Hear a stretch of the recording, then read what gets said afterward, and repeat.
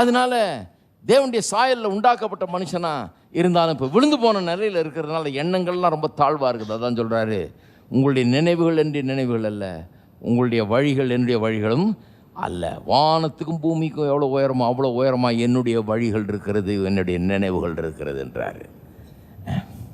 சரி, கவனிப்போம். அப்போ பிசாசு பாருங்கள் இப்படி தான் வேலை செய்கிறான் பாருங்கள். ஜனங்கள் எப்படி கெடுக்கிறான் தெரியுமா? ஒன்றும் பெருசாக பில்லி சூனியம் மந்திரவாதத்தில் வந்து கெடுக்கிறது இல்லை, இப்படி தான் கெடுக்கிறான்.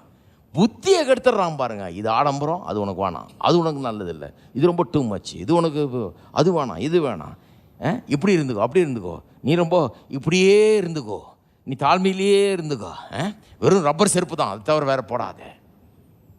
ஒருத்தர் சொல்கிறார், நான் அந்த காலத்தில் இந்த காலத்தில் ரப்பர் செருப்பு மட்டும்தான். ரப்பர் செருப்பு போடுறது தப்பே கிடையாது. ஆனால் இது மட்டும்தான் ஒரு கொள்கை தேவையா?